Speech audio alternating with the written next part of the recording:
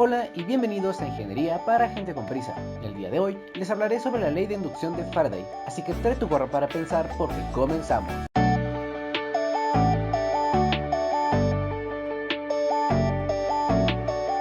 La ley de inducción de Faraday, o ecuación de Maxwell-Faraday, es la tercera de las ecuaciones de Maxwell, y de aquí en adelante las cosas se empiezan a complicar, pero solo un poco, pues como vimos en anteriores videos, sabemos que las primeras dos ecuaciones de Maxwell definen características del campo eléctrico y el campo magnético de manera independiente, en ningún caso se mezclaban ambos, de hecho los propios nombres nos lo decían.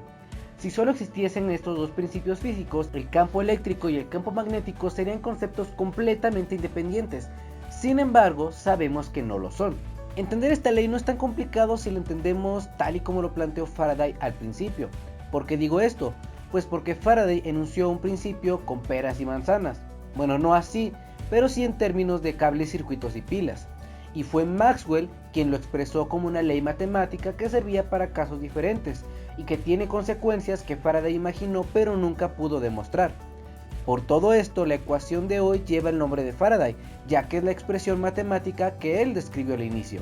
Verás, tras el descubrimiento experimental de Ørsted, con el cual demostró que una corriente eléctrica produce a su alrededor un campo magnético, muchos científicos, incluido Faraday, se dedicaron a realizar más experimentos que conectasen electricidad y magnetismo. En 1831, Faraday desarrolló un experimento en el que enrolló un cable conectado a una pila alrededor de un anillo de hierro, y gracias a Ørsted se sabía que la corriente eléctrica del cable generaba un campo magnético, de modo que el anillo de hierro se convertía en un imán. Hasta aquí, todo bien, todo correcto. Sin embargo, en un plot twist, Faraday enrolla un segundo cable en el otro lado del anillo, un cable sin pila. La idea era simple. Si una corriente eléctrica generaba un campo magnético, tal vez un campo magnético podría generar una corriente eléctrica. Una idea ingeniosa, ¿no lo crees? No. Es decir, sí. ¿Tú qué dices, Maurice? 50-50. Así que Faraday puso un detector en el segundo cable, el que no tenía pila, y encendió el primer circuito. Y no sucedió nada. Cuando la pila estaba encendida y por tanto había un campo magnético, el segundo cable no mostraba corriente alguna, y era exactamente igual con la pila encendida que con la pila apagada. Pero, en lo que parecía una decepción total, Faraday notó algo. Justo en el momento de encender el primer circuito o apagarlo, apareció una corriente eléctrica en el segundo circuito. Faraday tuvo la intuición para darse cuenta de que no era la existencia de un campo magnético lo que inducía una corriente en el circuito sin pila, era la variación del campo magnético lo que generaba la corriente. Además, cuando se encendía el circuito, la corriente en el segundo circuito iba en un sentido, pero al apagarlo, la corriente iba en sentido contrario. En ambos casos se detectaba corriente durante un tiempo muy corto, exactamente el tiempo que duraba la transición de apagado a encendido y viceversa. Eran los cambios y no la mera existencia de un campo magnético los que inducían una FEM en el segundo circuito, produciendo a su vez una corriente eléctrica. Veamos otro ejemplo un poco más simple. Imaginemos la espira de una bobina, a la cual le acercamos y alejamos un imán con cierta frecuencia. De acuerdo con Faraday, al hacerlo, podremos detectar una corriente circulando en la espira. Si te estás preguntando cómo rayos es que una corriente aparece de la nada, pues es que de hecho no lo hace. Esta corriente es producida por algo. En nuestro caso, ese algo es una FEM.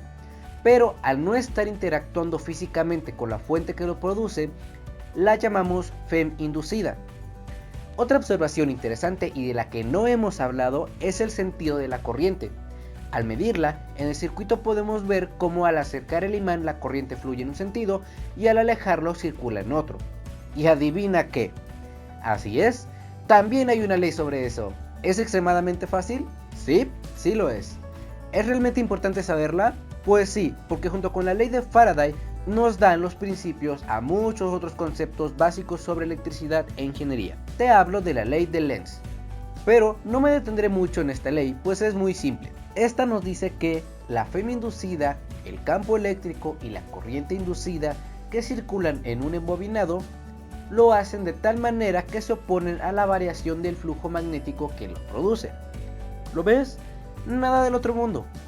En resumen, La FEM inducida es directamente proporcional a la rapidez con que cambia con el tiempo el flujo de campo magnético que atraviesa el área que encierra la espira.